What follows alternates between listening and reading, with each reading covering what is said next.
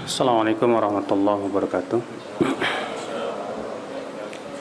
Innal hamdalillah nahmaduhu wa nasta'inuhu wa nastaghfiruh wa na'udzu billahi min shururi anfusina wa min sayyiati a'malina. Man yahdihillahu fala mudilla lahu wa man yudlil fala hadiya lahu. Wa asyhadu an la ilaha illallah wahdahu la syarika lahu wa asyhadu anna Muhammadan abduhu wa rasuluh. Qala Allah Ta'ala fi kitabihil karim, ya ayyuhalladzina amanu taqullaha haqqa tuqatih wa la tamutunna illa wa antum muslimun, amma ba'd. Ikhwatul Islam, pada kesempatan sore hari ini yang seharusnya kajian kita jam 8, tapi kita majukan jam ba'da maghrib ya. Pembahasan kita adalah tentang hadis dhaif. Apa sih hadis dhaif itu, Pak? Hadis dhaif itu kebalikan daripada hadis yang sahih. Untuk mengetahui suatu hadis itu dhaif, kita harus mengetahui dulu syarat-syarat hadis sahih. Apa itu syarat-syarat hadis sahih? Syarat hadis sahih ada 5. Yang pertama, ittisalus sanad. Sanadnya bersambung. Jadi dari perawi sampai perawi sampai Rasulullah SAW bersambung. Tidak terputus. Syarat yang kedua, an yarwiyahu rawi adl. Yaitu diriwayatkan oleh perawi yang adil. Kapan disebut perawi itu adil? Kalau memenuhi 5 syarat. Muslim, balik, berakal, selamat dari kefasikan, itu dosa-dosa besar, dan selamat dari adab-adab yang tidak sesuai dengan Islam.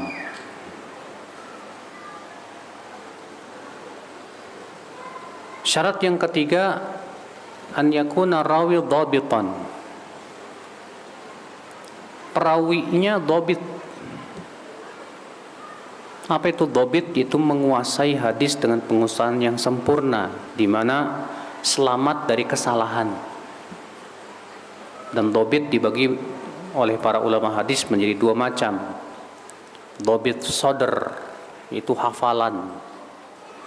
Dan dhabit kitab, yaitu buku yang terjaga dari kesalahan. Jadi seorang perawi itu disyaratkan kalau ternyata dia meriwayatkan dengan hafalan, maka hafalannya kuat, tidak salah. Kalau dia meriwayatkan dari buku, maka bukunya selamat dari kesalahan dalam catatannya. Itu syarat yang keberapa, Pak? Syarat yang ketiga. Syarat yang keempat, ala yakuna syadzan. Hadis tersebut tidak syadz. Apa itu syadz? Itu periwayatan perawi yang diterima menyelisihi periwayatan perawi yang lebih thiqah, lebih terpercaya darinya. Periwayatan perawi yang diterima menyelisihi periwayatan perawi yang lebih terpercaya darinya. Maka kalau menyelisihi tidak bisa dikompromikan lagi, maka pada waktu itu dianggap hadis tersebut syadz. Contoh, kalau antum misalnya mengabarkan terjadi kebakaran hari Senin, tapi temannya satu lagi mengatakan terjadi kebakaran hari Kamis. Sementara kejadiannya hanya sekali saja. Bagaimana kita mau menimbang dari 2 berita ini? Mana yang paling benar, Pak? Tentu caranya dengan melihat 2 orang ini mana yang lebih terpercaya, iya kan? Kita melihat yang satu orangnya terpercaya sih, cuman hafalannya agak-agak error dikit gitu. Yang satu orangnya terpercaya, tapi Masya Allah juga dia hafalannya kuat dan dia gak pernah salah kalau meriwayatkan. Mana yang lebih kita dahulukan, Pak? Tentu yang lebih terpercaya kita dahulukan. Yang kurang terpercaya kita tinggalkan. Nah, ini disebut dengan syadz.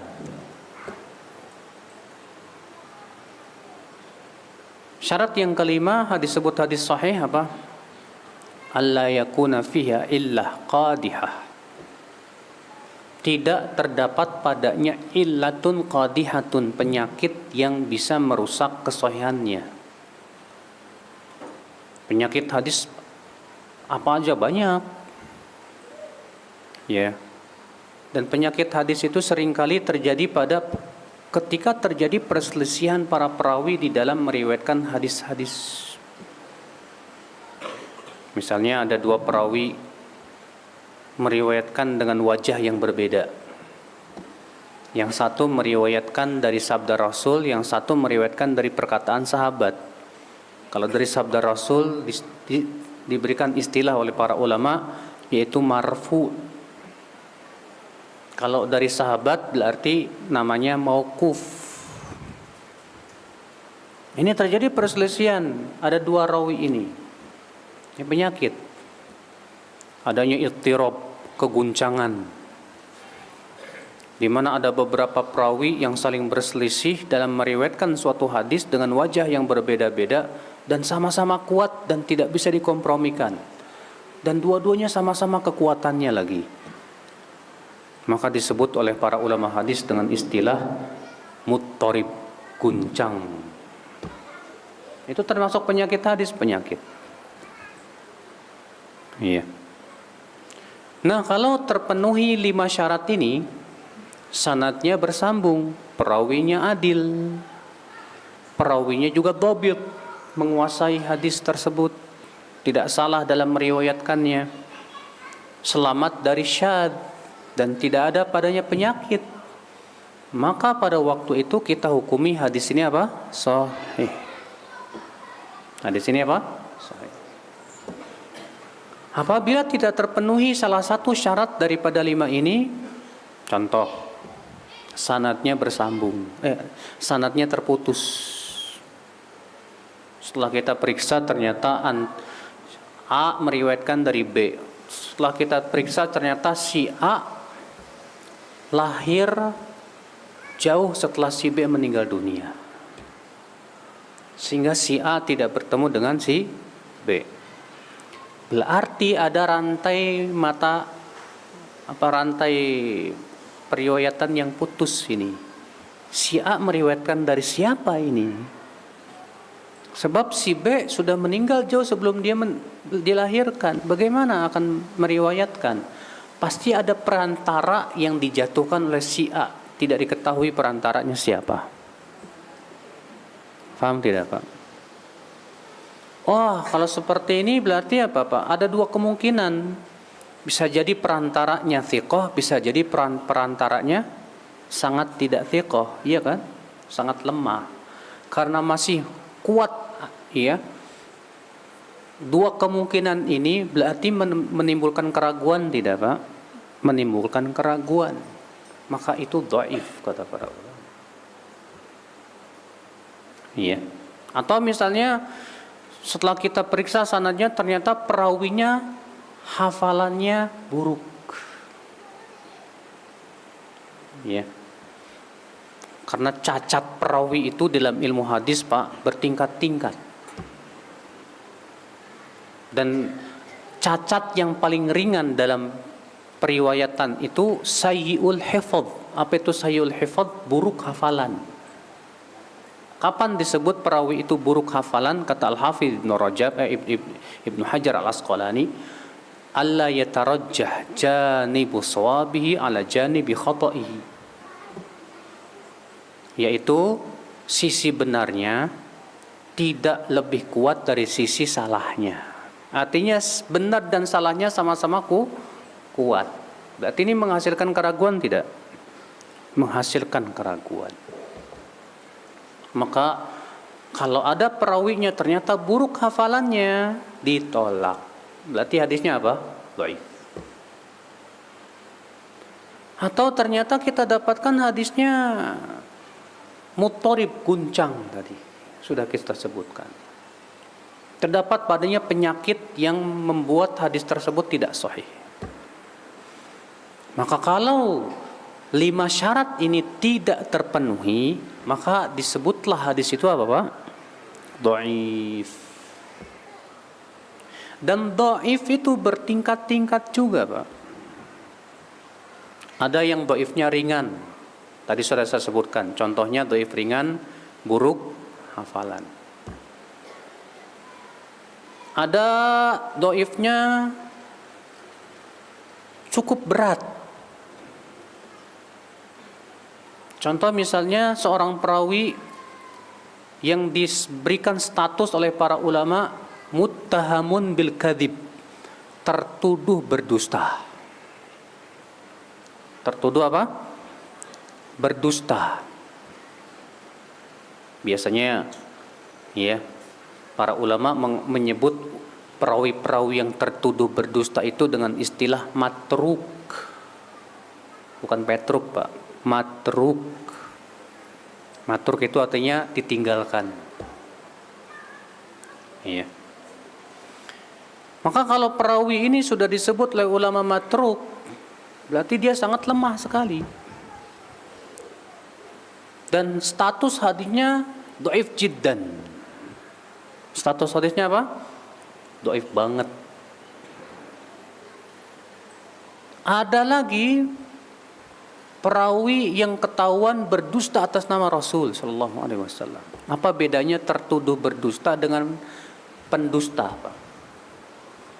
Tertuduh berdusta itu kalau si perawi tersebut suka ngomong bohong walaupun ia tidak berdusta atas nama Rasulullah sallallahu alaihi wasallam. Dia tidak ditemukan bahwa ia berdusta atas nama Rasulullah. Coba kalau ngomong suka dusta. Maka para ulama menyebut perawi seperti ini dengan istilah tertuduh berdusta. Iya. Tapi kalau ketahuan ini orang berdusta atas nama Rasul walaupun sekali, maka disebut apa? Kadzdzab, tukang dusta. Periwayatan perawi yang tukang dusta ini disebut oleh para ulama dengan istilah maudhu', hadis palsu. Hadisnya apa? Palsu. Hadis yang palsu semua ulama sepakat tidak boleh diamalkan. Haram mengamalkannya. Karena itu termasuk berdusta atas nama Rasulullah sallallahu alaihi wasallam. Rasulullah SAW sabda, "Man kadzaba alayya muta'ammidan falyatabawwa maq'adahu minan nar." Barang siapa yang berdusta atas namaku dengan sengaja, maka hendaklah ia mempersiapkan tempat duduknya dalam api neraka. Hati-hati, Pak. Dan subhanallah di Indonesia ini banyak berseliweran hadis palsu, Pak. Ini nanti nih sebelum Ramadan nih suka tersebar tuh hadis. Semoga diabaikan puasa orang yang belum minta maaf sama tetangganya, sama orang tuanya. Itu hadis tidak ada asalnya, Pak. Ya. Tidak ditemukan dalam kitab-kitab hadis manapun juga. Bahkan munculnya cuma di Indonesia doang. Tidak ada di tempat lain. Ya, sehingga ada kecurigaan yang bikinnya orang Indonesia ini. Nggak tahu siapa orangnya. Orang-orang yang tidak bertanggung jawab.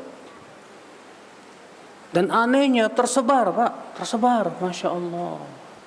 Itu setiap Ramadan selalu datang lagi tuh hadis tuh. Datang lagi. Jadi syariat. Syariat apa? Maaf-maafan sebelum Ramadan. Sampai-sampai ada orang datang, maafin ya Pak ya, mau Ramadan loh. Baru ketemu sekarang, kamu salah apa? Minta maaf sama saya. Minta maaf itu kan kalau salah. Saudaraku sekalian, gara-gara apa rupanya? Hadis palsu itu tuh, Pak, tuh. Iya. Contoh lagi hadis palsu apa lagi, Pak? Iya. Yang sering dibawakan oleh khotib-khotib Jumat. Malam yasbir biqada'i falyabhath rabban siwa'i.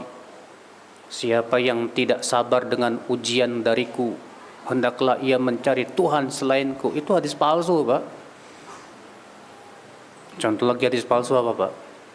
Hadis keutamaan puasa Rajab.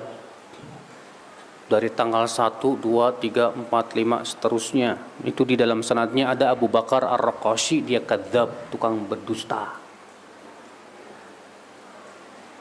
Iya. Tapi itu kemarin bulan Rajab tersebar tuh buah hadis, Pak. Ketika kita ngingetin, yang diingetinnya malah marah, ngambek. Iya. Padahal hadisnya palsu, Pak. Dan yang menyatakan palsu itu bukan saya, para ulama terdahulu sudah menyatakan demikian. Ibnul Jauzi dan yang lainnya. Ikhwata Islam, saudara-saudaraku sekalian. Subhanallah, di negeri kita ini peredaran hadis palsu itu mengerikan, Pak. Kenapa? Karena perhatian kita terhadap hadis lemah. Ya. Lemah perhatian kita. Pengetahuan kita tentang hadis juga lemah. Kepedulian kita untuk memilah hadis dhaif apa tidak lemah juga, Pak. Akhirnya apa? Akhirnya hadis-hadis palsu itu bergentayangan dan bahkan akhirnya menjadi sebuah syariat. Sementara kan mengamalkan hadis palsu, seluruh ulama sepakat itu haram hukumnya, Pak. Nggak boleh. Demikian pula hadis yang sangat dhaif. Hadis yang sangat dhaif pun juga semua ulama mengatakan nggak boleh diamalkan. Ya. Nah, kemudian terjadi perselisihan. Bagaimana kalau hadisnya itu dhaif biasa, nggak sampai sangat dhaif? Boleh nggak diamalin? Terjadi perselisihan para ulama menjadi 3 pendapat. Pendapat yang pertama mengatakan boleh secara mutlak. Alasannya kehati-hatian. Karena yang namanya hadis biasa, dhaif biasa itu kan ada kemungkinan benar dari Rasul, ada kemungkinan salah. Cuman kemungkinannya sama-sama kuat. Nah, takutnya nih benar ya kita amalin. Pendapat yang kedua mengatakan boleh diamalkan, tapi hanya dalam fadilah amal saja, tidak untuk yang lainnya. Dalam masalah fadilah amal, dalam masalah akidah dan hukum nggak boleh. Tapi untuk fadilah amal boleh saja. Ini pendapat ya dinisbatkan kepada Imam Ahmad, Imam Syafi'i dan yang lainnya. Namun sebetulnya kalau kita melihat perbuatan Imam Ahmad dan Imam Syafi'i tidak demikian. Ya. Pendapat yang ketiga mengatakan hadis dhaif ditolak, sama sekali nggak boleh. Kenapa? Karena hadis dhaif hanya menghasilkan keraguan. Sedangkan Rasulullah SAW memerintahkan kita untuk meninggalkan semua yang meragukan. Rasulullah bersabda, "Da' ma yaribuka ila ma la yaribuk." Tinggalkan yang meragukan kepada yang tidak meragukan. Sementara hadis dhaif itu meragukan. Maka semua keraguan harus dibuang dalam Islam. Adapun kehati-hatian bukan pada tempatnya di sini. Kenapa? Karena kehati-hatian yang diklaim tersebut bertabrakan dengan perintah Rasul untuk meninggalkan semuanya sesuatu yang sifatnya ragu-ragu dan meragukan. Karena agama Islam itu, Pak, tidak dibangun di atas keraguan, tidak. Agama Islam itu ilmiah. Agama Islam itu harus dibangun di atas bukti-bukti yang akurat, yang kuat, yang otentik. Adapun kalau buktinya meragukan, Islam tidak menerima itu. Makanya Rasulullah bersabda, sudah saya sebutkan tadi hadisnya, "Da' ma yaribuka ila ma la yaribuk." Tinggalkan yang meragukan kamu kepada yang tidak apa? Meragukan. Dalam hadis riwayat Abu Daud, syukiya ila Rasulullah sallallahu alaihi wasallam rajulun wajada fi batnihi syai'an akhraja minhu amla. Diadukan kepada Rasulullah sallallahu alaihi wasallam seorang laki-laki yang menemukan di perutnya sesuatu, apakah keluar angin apa enggak? Ragu nih. Keluar angin apa enggak? Keluar angin apa enggak? Apa kata Rasulullah? Jangan batalkan sholatnya. Kenapa? Karena yang yakin dia sudah di atas kesucian. Yang diragukan batal atau tidak. Kata Rasulullah apa? Tidak boleh ia batalkan sholatnya hanya karena keraguan tersebut. Maka semua yang sifatnya meragukan dalam agama kita harus tinggalkan, Pak. Dan inilah pendapat yang paling kuat. Dan ini madhab Imam Bukhari dan Muslim. Dan dibela oleh Imam Abu Bakar Ibn Arabi dan yang lainnya. Dan Al-Hafidh Ibnu Hajar pun condong kepada pendapat ini dalam kitab beliau Tabyinul Ajab fima warada fi fadli Rajab. Saudara-saudaraku sekalian, ya. Nah sekarang pertanyaannya, apa sih salahnya kita meriwayatkan hadis dhaif? Apa bahayanya meriwayatkan hadis dhaif? Kenapa kita nggak boleh meriwayatkan hadis dhaif? Kenapa sih? Pertama, Pak, sudah kita sebutkan tadi. Kalau kita meriwayatkan hadis dhaif berarti kita mengamalkan sesuatu yang meragukan. Sementara sudah kita sebutkan tadi bahwa sesuatu yang bersifat meragukan itu harus tinggalkan. Sebutkan dalam satu riwayat yang lain Rasulullah SAW sabda apa? Ya. Iyyakum wadh-dhann fa inna adh-dhanna akdzabul hadits. Jauhi oleh kalian dugaan-dugaan. Karena dugaan-dugaan itu sedusta-dusta perkataan. Hadis yang dhaif itu masih duga-dugaan, Pak. Ada dugaan iya, ada dugaan tidak. Iya kan? Masih tingkat duga-dugaan ini. Sedangkan Nabi mengatakan bahwa dugaan itu sedusta-dusta ucapan. Berarti kalau kita mengamalkan hadis dhaif, kita sudah mengamalkan sedusta-dusta ucapan. Kenapa? Karena itu sifatnya masih dugaan. Dan Allah menyebutkan dalam Al-Quran bahwa dugaan itu tidak boleh dijadikan sebagai sandaran dalam menetapkan kebenaran.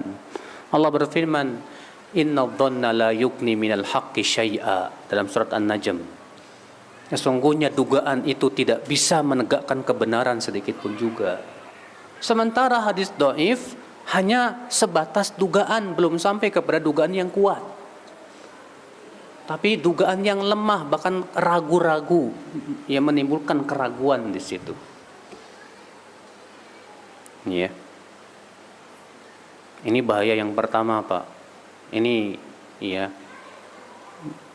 Efek negatif yang pertama mengamalkan hadis dhaif itu berarti kita mengamalkan sesuatu yang apa? Meragukan. Yang kedua, bahwa hadis dhaif itu, Pak, membuka peluang orang-orang untuk apa? Mengamalkan hadis yang lebih dhaif dari situ.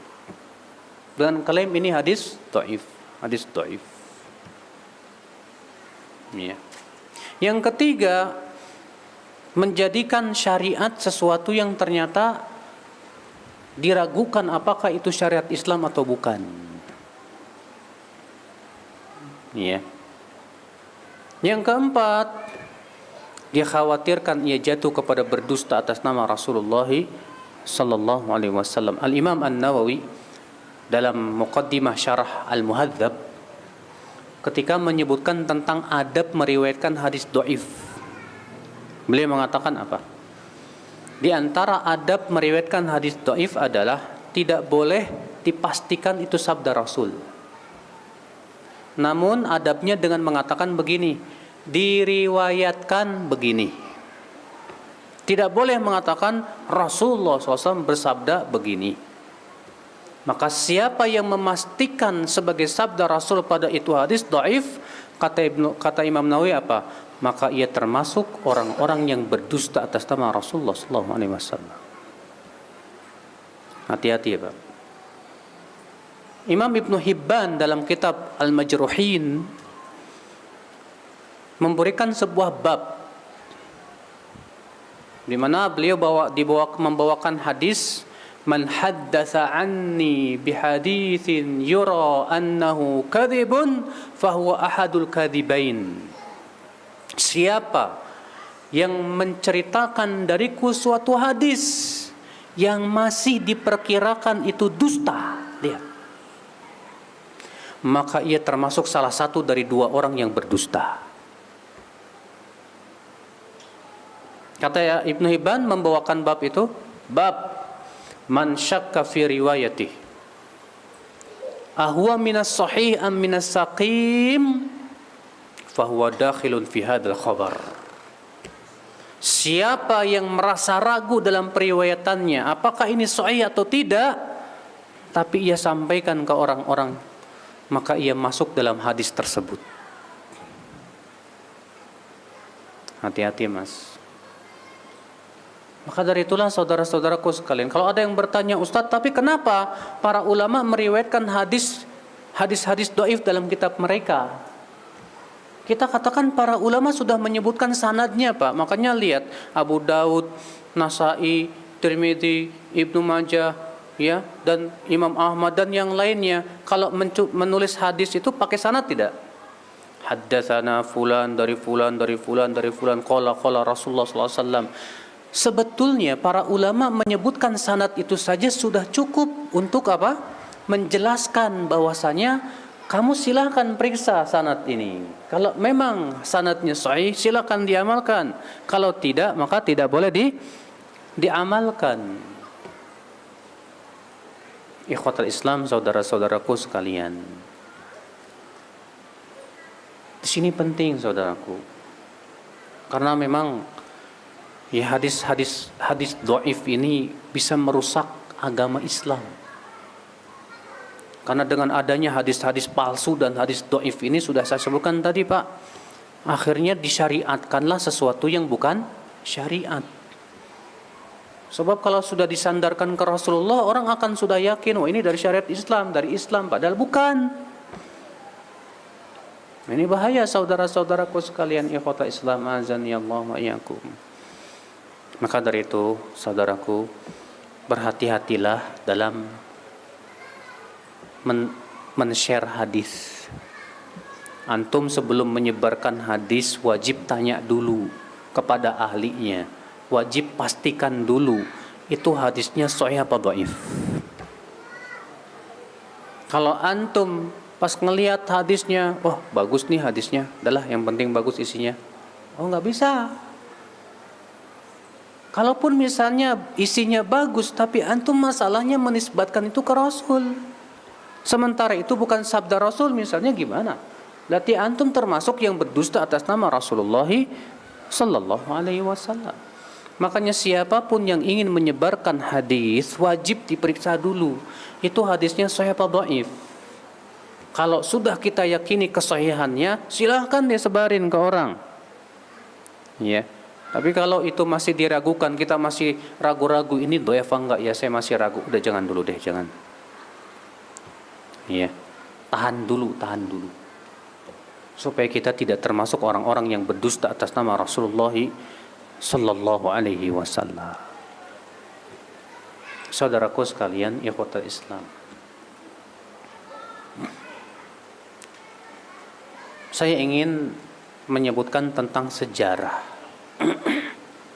Bagaimana sih kok bisa terjadi hadis ya, ada yang dhaif, ada yang palsu. Kapan sih mulai asal muasal terjadinya hadis palsu? Jadi begini, Pak. Di zaman Rasulullah, para sahabat semuanya mengambil hadis dari Rasul sallallahu alaihi wasallam. Dan para sahabat itu, Pak, semua terpercaya. Sebab Allah sendiri yang merekomendasi para sahabat. Allah berfirman, radhiyallahu anhum wa radu an. Allah ridho kepada mereka. Karena Allah sudah ridho kepada para sahabat, maka cukup rekomendasi dari Allah, cukup saja. Tidak butuh kepada rekomendasi yang lain. Lalu para sahabat menyampaikan hadis kepada generasi setelahnya, Pak. Dan di zaman sahabat belum ada yang berani berdusta atas nama Rasul sallallahu alaihi wasallam. Belum. Kemudian di zaman tabi'in, ketika sebagian sahabat masih hidup, mulailah muncul pemikiran-pemikiran yang menyimpang.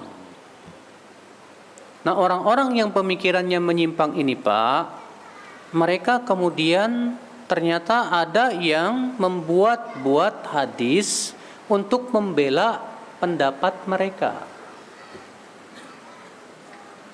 Terlebih juga ternyata ada orang-orang zindik, Pak. Zindik itu siapa? Orang-orang yang pura-pura masuk Islam. Nah, orang yang pura-pura masuk Islam ini mempunyai rencana yang busuk. Dia ingin merusak Islam dari dalam. Caranya bagaimana? Membuat hadis palsu. Iya. Makanya ketika sudah mulai muncul fitnah-fitnah seperti itu, Pak, para sahabat pun mulai berhati-hati.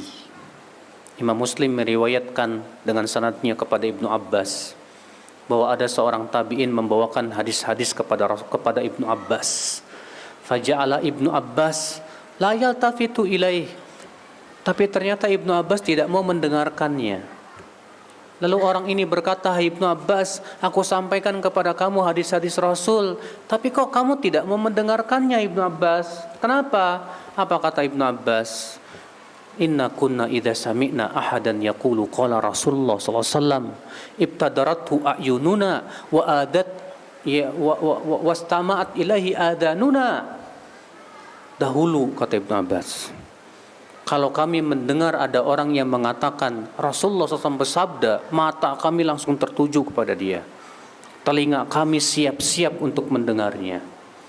Falamma raqiban nasa sa'bu wadzalul. Adapun sekarang, kata Ibnu Abbas, orang mengambil hadis dari semua orang. Tidak lagi dipilah-pilih. Lam na'khudh illa ma'arafna. Maka kami tidak mau mengambil kecuali dari orang yang kami percayai saja. Mulai Ibnu Abbas hati-hati. Muhammad bin Sirin juga berkata, lam yakunu yas'aluna 'anil isnad, falamma waqa'atil fitnah qulna sammu lana rijalakum fayunzar fa in kana min ahli sunnati fayuqbalu hadithu wa in kana min ahli bid'ah fala yuqbalu hadithu. Ya. Dahulu mereka tidak pernah bertanya dari mana, dari siapa kamu meriwayatkan hadis. Tidak. Tapi ketika muncul fitnah yang dimaksud itu munculnya pemikiran-pemikiran yang menyimpang. Ya, setelah terbunuhnya Utsman bin Affan kan muncul dua pemikiran yang menyimpang, yaitu Khawarij dan Syiah.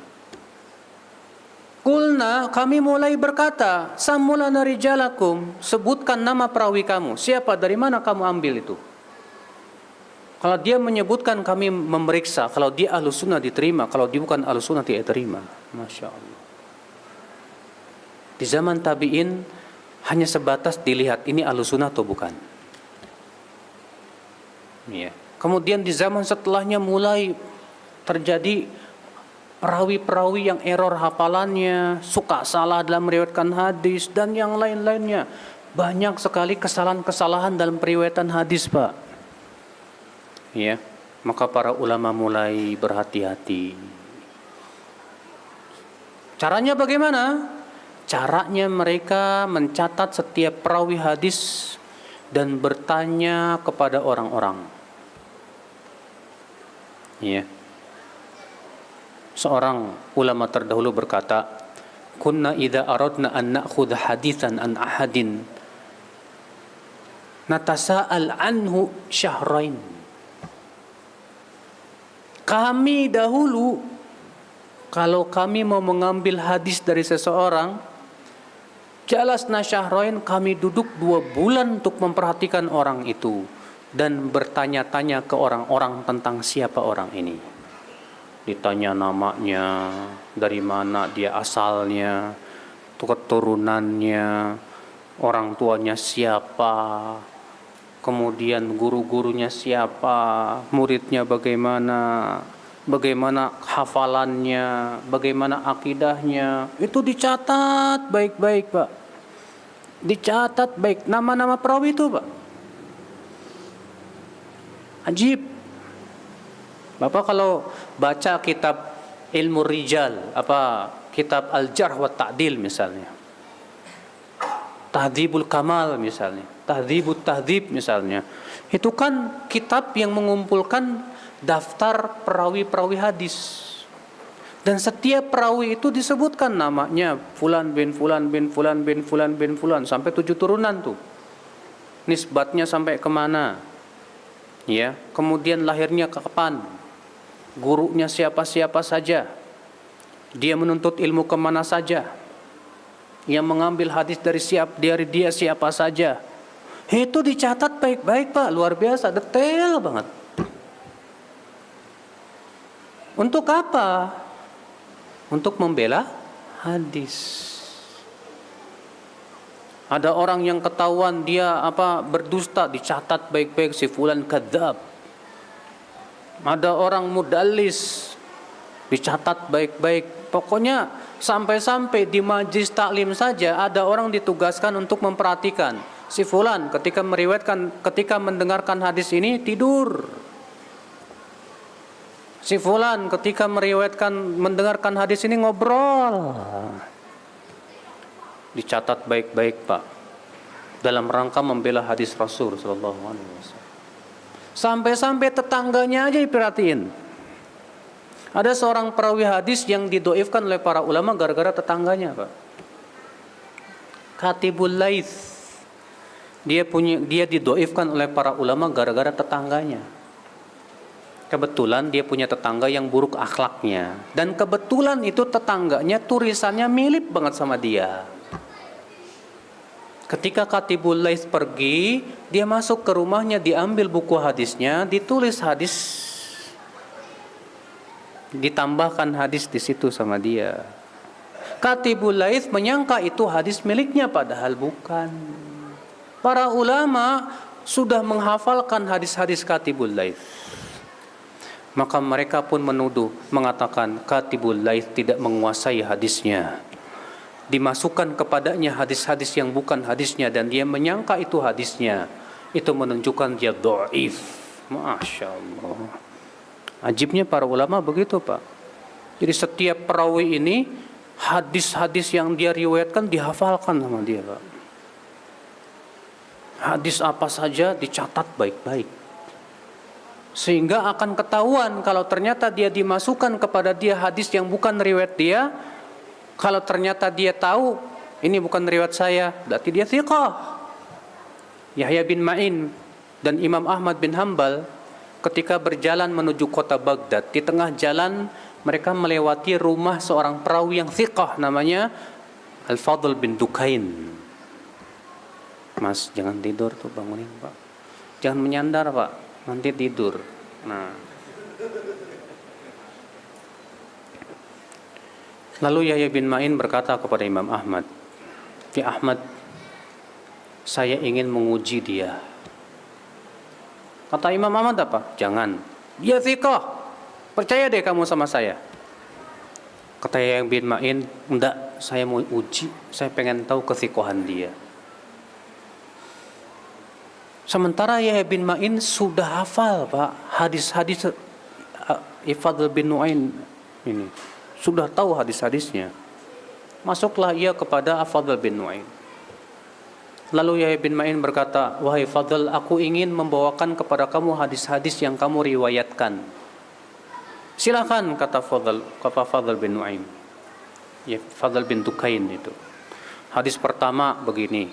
Kata beliau, "Iya, betul." Hadis kedua begini, 3, 4, sampai 10 hadis dijawab oleh Fadl bin Dukain. "Iya, itu hadis riwayat aku." Hadis yang ketiga, yang ke-11 dimasukin. Fadl bin Dukain diam. Dimasukin yang ke-12, diam lagi. Dimasukin ke-13, diam lagi.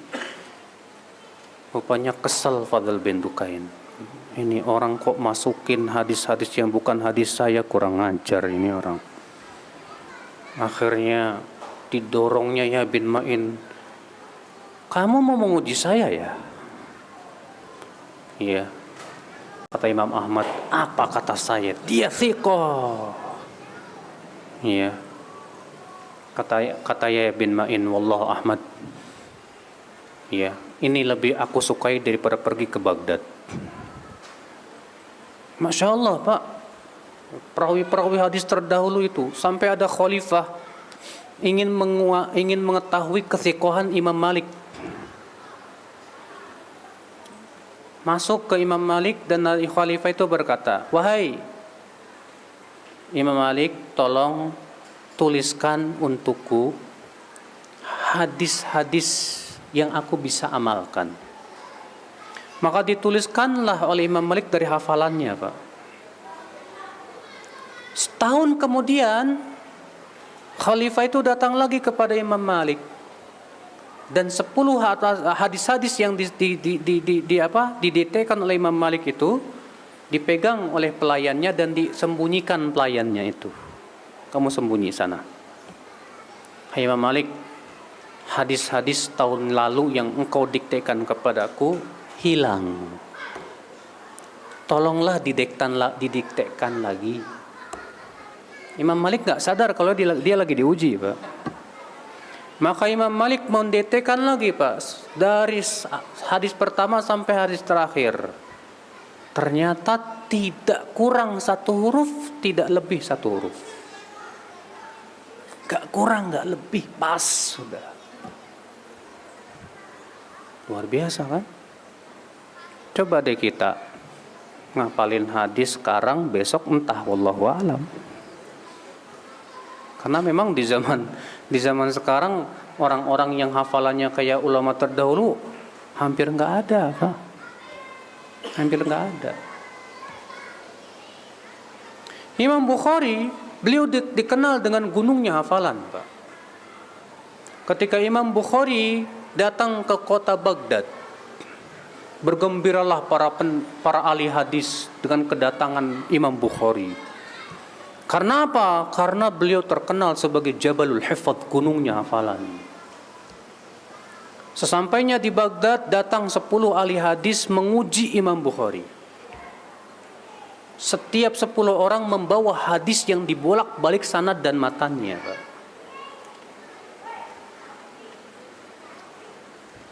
Semua dijawab oleh Imam Bukhari, saya tidak mengetahui hadis itu, saya tidak tahu hadis itu, saya tidak tahu. Terus sampai 10-10-nya. Kemudian Imam Bukhari berkata kepada yang pertama, adapun hadis kamu yang pertama yang benar begini, yang kedua yang benar begini, ketiga yang benar begini, terus sampai 10 orang. Akhirnya mereka mengakui ini memang gunungnya hafalan. Dan memang tidak aneh, Pak. Imam Bukhari itu satu-satunya ulama kalau duduk di majelis hadis nggak bawa buku. Kalau yang lain pasti bawa buku. Bawa buku. Imam Bukhari enggak. Sampai akhirnya teman-temannya itu mencela Bukhari dan menegur. Kamu Bukhari kenapa enggak mau mencatat? Imam Bukhari diam aja. Karena saking seringnya ditegur, Imam Bukhari kesal juga. Akhirnya Imam Bukhari menantang. Sudah berapa hadis yang disampaikan oleh guru kita dari hari pertama sampai hari ini? Sudah bingung. Dihitung satu-satu. Kata Imam Bukhari sudah 15.000 hadis. Hari pertama hadisnya ini. Hari kedua hadisnya ini. Terus sampai hari terakhir. Sampai-sampai yang mencatat pun membetulkan tulisannya dari hafalannya Imam Bukhari. Nah kalau antum kayak Imam Bukhari nggak masalah, nggak catat, Pak. Kalau antum kan gayanya kayak Imam Bukhari semua. Cuma mendengarkan. Iya. Yeah. Pas pulang sampai rumah, wallahu alam. Ikhwata Islam azani Allah wa iyyakum. Memang subhanallah, Pak, di zaman dahulu itu enggak ada kaset, enggak ada VCD. Tapi otak mereka udah kayak kaset. Mereka itu sekali dengar itu langsung hafal loh, Pak. dan nggak lupa selama-lamanya. Ya, tapi Allah Maha Adil ya. Di zaman sekarang nggak ada orang yang hafalnya kata kayak ulama dahulu diganti sama Allah kaset beneran, VCD beneran. Seakan-akan Allah ingin menegakkan hujah kepada hamba-hambanya. Ya, untuk menjaga ilmu ini, saudara-saudaraku sekalian, ikhwatul Islam azani Allah. Nah, syahidnya maksud yang saya ingin bawakan, Pak, bahwa ternyata perawi-perawi itu bermacam-macam. Ada yang sangat thiqah, ada yang thiqah, ada yang di bawahnya, ada yang lemah juga berderajat-derajat. Maka dari itulah penting sekali kita untuk memilah antara hadis yang sahih dengan hadis yang dhaif. Karena ini termasuk membela hadis. Sedangkan hadis itu dasar Islam. Kalau hadis ini kita nggak bela nih Pak, Islam bisa diacak-acak Pak. Bener. Makanya gurunya Imam Bukhari yang bernama Yahya bin Yahya berkata apa? Ad-difa'u anis sunnah ahabbu ilayya minad darb bisayf fi sabilillah. Membela hadis lebih aku sukai daripada berjihad dengan pedang dan panah. Kenapa? Karena membela hadis membela modal Islam ini, dasar Islam. Islam kan dasarnya Al-Quran, hadis. Lah kalau hadis kalau tidak kita bela, kita biarkan orang-orang seenaknya bawain hadis, bahaya Pak. Islam akan diacak-acak, Islam akan rusak ini Pak. Ya, wallahu a'lam. Sepertinya sudah masuk Isya ya. Setelah salat Isya insyaallah kita buka tanya jawab. Naam.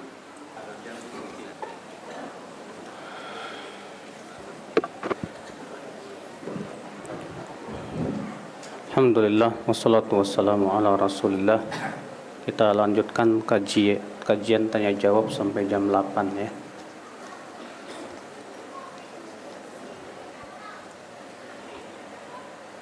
Saya pernah membaca hadis dilarang duduk di tempat duduk setan.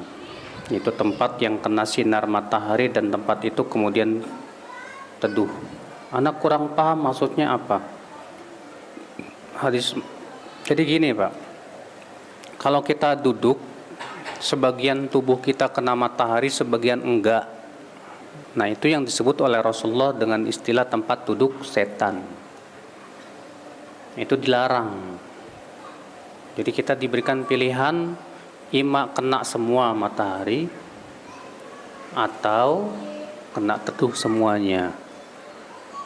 Dan sebagian ulama mengatakan bahwa itu berhubungan juga dengan kesehatan. Iya, karena kalau sebagian tubuh kena matahari panas. Adapun sebagian lagi enggak, akhirnya ya, terjadi ketidakseimbangan. Boleh nggak sih Ustadz merubah niat jumlah rokaat? Misalnya tadinya niat witir 3 rokaat, kemudian jadi 5. Boleh selama itu masih witir. Karena witir kan boleh 3, boleh 5, boleh 7, boleh 9. Kalau misalnya antum niat di awal 3, ternyata kepikiran mau nambahlah 5, nggak masalah. Karena masih satu jenis masalahnya. Masih satu jenis sholat, yaitu sholat witir.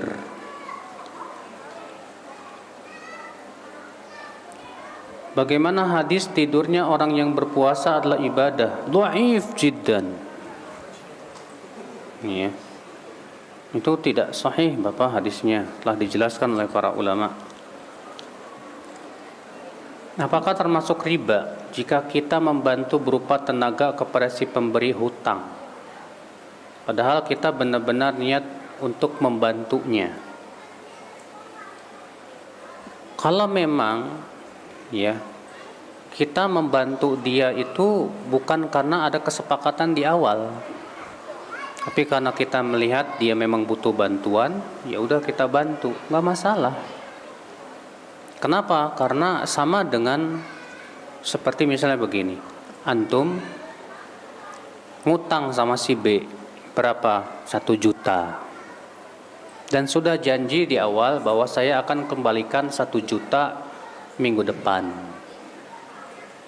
Pas hari haknya antum datang membawa 1.100.000. 100 ribunya sebagai ucapan terima kasih. Tapi di awal tidak ada apa? Perjanjian. Cuma kita mau terima kasih aja ke dia.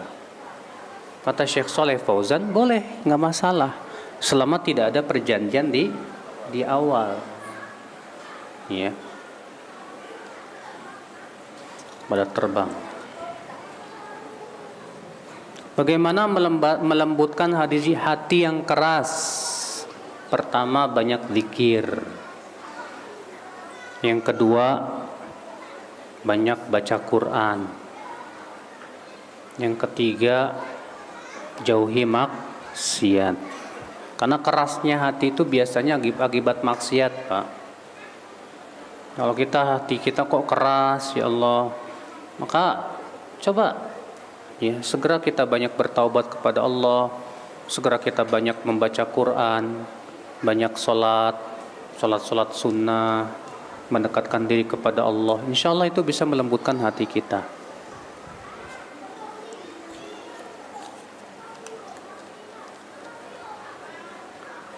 Tak lama lagi kan bulan puasa. Mohon penjelasan tentang kapan waktu sholat tahajud. Ada yang bilang habis sholat witir di masjid kita tidak boleh lagi sholat tahajud. Kalau kita sudah sholat taraweh bersama imam, tidak perlu lagi sholat apa-apa lah, sholat tahajud nanti malamnya nggak perlu. Dasarnya hadis riwayat Ibnu Khuzaimah bahwasanya para sahabat sholat tarawih berjamaah bersama Rasulullah SAW sampai pertengahan malam. Setelah selesai sholat, Abu Dzar berkata kepada Rasulullah, wahai Rasulullah, malam masih panjang, bagaimana kalau kita sholat lagi? Apa kata Rasulullah? Man qama ma'al imami hatta yansarif kutiba lahu qiyamul lailah. Siapa yang qiyam bersama imam sampai selesai, ditulis untuknya sholat semalam suntuk. Ternyata Rasulullah nggak sholat lagi. Artinya udah cukup dengan sholat imam tarawih, itu cukup. Karena sholat tahajud itu sebetulnya bagian dari sholat malam. Ya. Sholat tarawih juga termasuk sholat malam.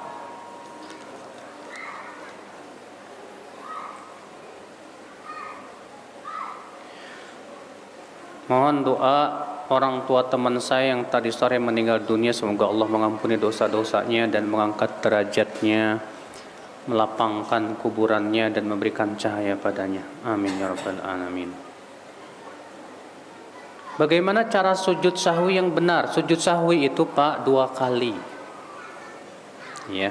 Apakah sebelum salam atau setelah salam tergantung keadaannya. Kalau kita karena ragu udah 2 apa 3, makanya kita ambil yang yakin. Kalau kita tambah 1 lagi, maka pada waktu itu sebelum salam.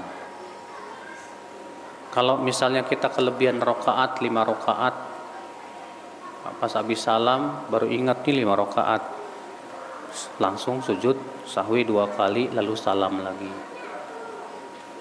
Iya.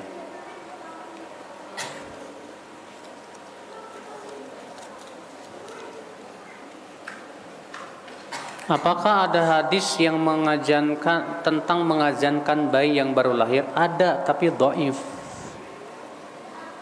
Ada hadis tentang mengazankan bayi itu, tapi dhaif.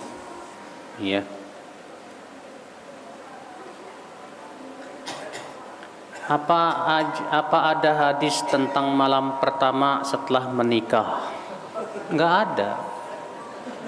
Rasulullah SAW hanya mengajarkan kita kalau setelah menikah lalu kita masuk ke istri kita pegang ubun-ubunnya, kemudian kita berdoa, Allahumma inni as'aluka khairaha wa khaira ma jubilat 'alaiha wa a'udzubika min syarriha wa syarri ma jubilat 'alaiha. Lalu kemudian salat 2 rakaat. Kalau khusus malam nggak ada ketentuan, terserah antum mau ngapa-ngapain, mau ngobrol kayak sampai subuh ya terserah aja.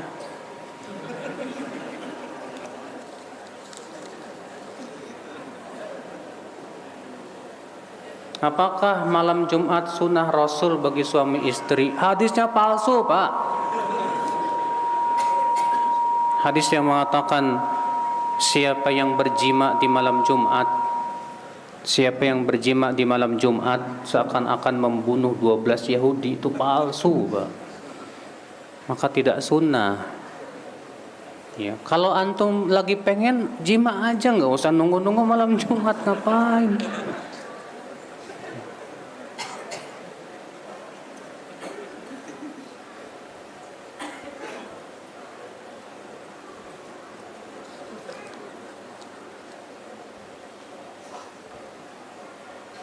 Mengapa dalam penentuan awal Ramadan atau 1 Syawal terjadi perbedaan?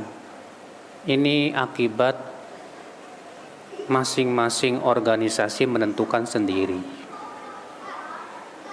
Padahal yang menentukan kapan Ramadan, kapan itu harus penguasa, harus. Dari zaman Rasul, sahabat, tabi'in, tabi'ut tabi'in, itu sebetulnya urusan penguasa, Pak. Mereka yang menentukan. Cuma masalahnya ketika masing-masing organisasi sendiri-sendiri, jadi negara sendiri-sendiri jadinya. Akhirnya selalu terjadi apa? Perbedaan. Coba kalau semuanya serahkan ke penguasa sebagaimana zaman Rasul sama sahabat, sama tabi'in dan yang lainnya. Udah, kata penguasa hari ini, ya udah ikut semua. Sepakat insyaallah. Ya.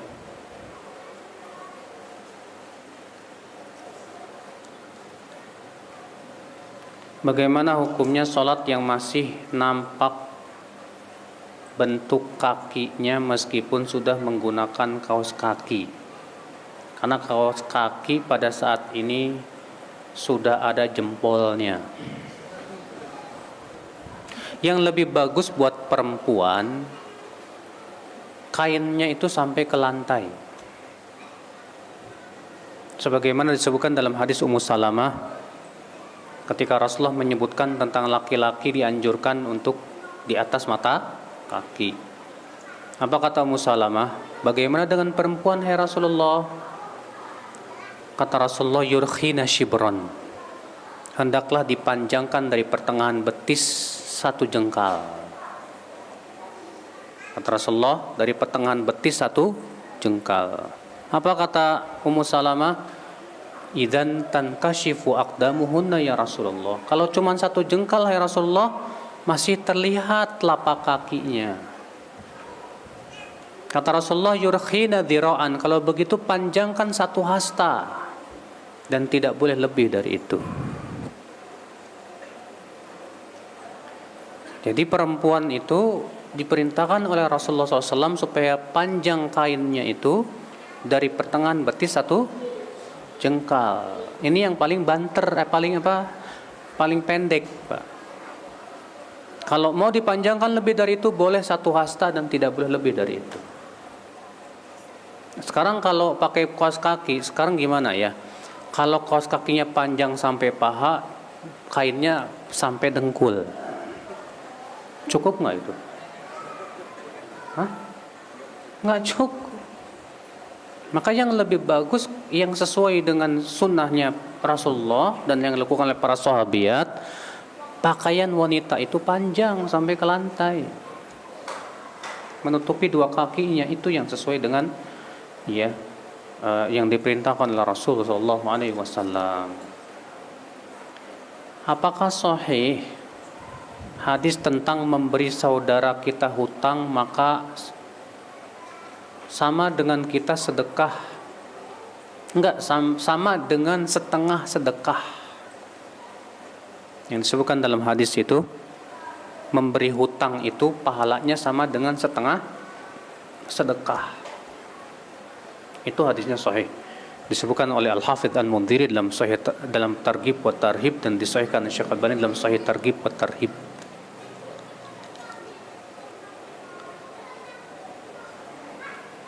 Apakah ada dalilnya keutamaan Ramadan dari malam pertama sampai malam terakhir? Palsu. Hadis yang menyebutkan tentang keutamaan malam pertama, malam kedua, malam ketiga, malam keempat, sampai malam terakhir, itu murni dibuat-buat, Pak. Demikian pula hadis Ramadan terbagi menjadi 3, 10 awal rahmat, 10 kedua ampunan, 10 ketiga idkun minan nar, itu hadisnya mungkar kata para ulama. Yang sahih, setiap malam Allah memerdekakan hamba-hambanya dari api neraka. Demikian dalam riwayat Tirmidzi. Ya, walillahi utaqa minan nar wa dzalika kullu lailah. Dan Allah memerdekakan hamba-hambanya di setiap malam Ramadan.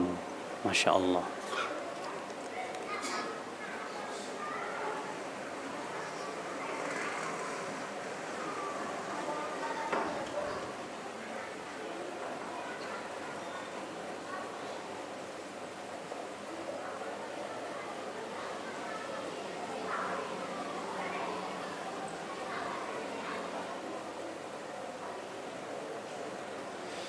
Saya punya orang tua yang sudah pisah sama ibu saya, dan kurang lebih 4 tahun bapak saya nikah lagi. Yang saya tanyakan Pak Ustadz, selama bapak saya menduda, dia kurang lebih 4 tahun, dia mempunyai kekayaan atau harta yang dapat dikumpulkan. Kemudian dia mempunyai anak dari istri kedua beliau. Yang saya tanyakan, bagaimana dengan harta yang didapat ayah tadi waktu dia masih menduda? Harta warisannya, loh, kan ayahnya masih hidup, masa mau dia warisin? Warisan itu berlaku kalau bapaknya udah meninggal. Yang diwariskan apa? Harta yang ada ketika dia meninggal. Jadi kalau misalnya dia pas dia menduda diwarisin gitu, emang menduda mati apa? Enggak, Pak. Warisan itu dibagi kalau sudah meninggal dunia.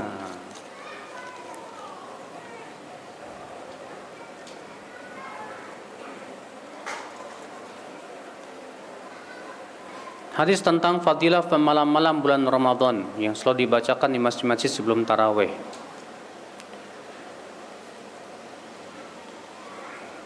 Sudah saya sebutkan tadi, Pak, bahwa hadis yang menyebutkan tentang keutamaan malam Ramadan dari 1, 2, 3 itu hadisnya palsu. Yang sahih itu hadis idza kana awwalu lailatin min Ramadan ghuliqat abwabun niran wa futihat abwabul jannah wa suffidat syayatin maradatul jin wa yunadil munadi ya baghiyal khair aqbil wa ya baghiyal syarr aqsir walillahi utaqa minan nar wa dzalika kullu lailah. Apabila di malam pertama di bulan Ramadan, maka pintu-pintu surga dibuka, pintu-pintu neraka dikunci, setan-setan akan dibelenggu, dan akan ada malaikat yang menyeru, wahai yang menginginkan kebaikan, kemarilah, dan wahai yang menginginkan keburukan, tahanlah. Dan Allah memerdekakan hamba-hambanya dari api neraka, dan itu terjadi setiap malam bulan Ramadan. Jadi setiap malam bulan Ramadan Allah memerdekakan hamba-hambanya dari api neraka. Itu keutamaannya. Ya.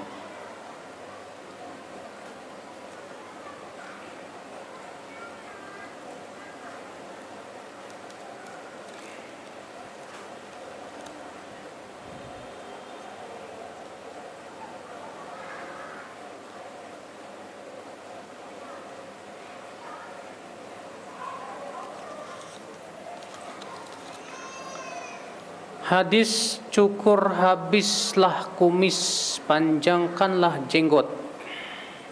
Apakah bulu yang di bawah bibir dan jambang termasuk jenggot? Iya, kata Imam Nawawi begitu. Bukan jambang yang sini ya, yang di bibir, di pipi sini. Yang kata Imam Nawawi ini masuk, ini juga di bawah bibir masuk semuanya. Ya. Masuk jenggot, Pak.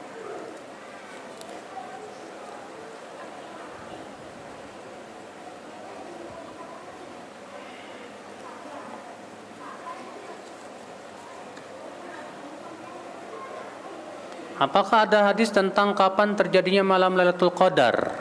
Rasulullah hanya mengatakan apa?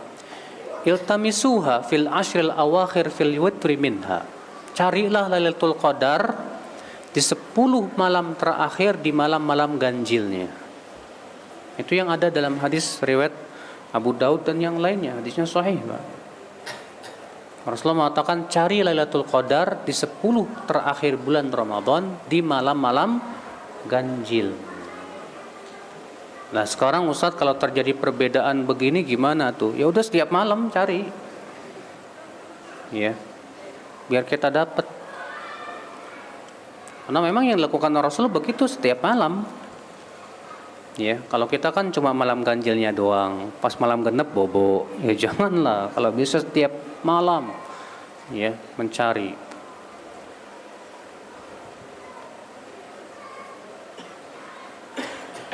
Adakah dalil yang menjelaskan keutamaan sholat tarawih setiap malamnya yang berbeda? Contoh, malam pertama, siapa yang sholat tarawih maka kedudukannya sama dengan Jibril. Wah, ini dusta banget, Pak. Baru malam pertama udah kayak Jibril, Pak. Ajib, Masya Allah. Ya, jelas ini kedustaan yang sangat konyol. Allahu a'lam, semoga yang saya sampaikan bermanfaat dan insyaallah masih tersisa satu kajian lagi besok pada subuh. Wabillahi taufik, subhanakallah bihamdik, asyhadu an la ilaha illa ant, astaghfiruka wa atubu ilaik. Wassalamualaikum warahmatullahi wabarakatuh.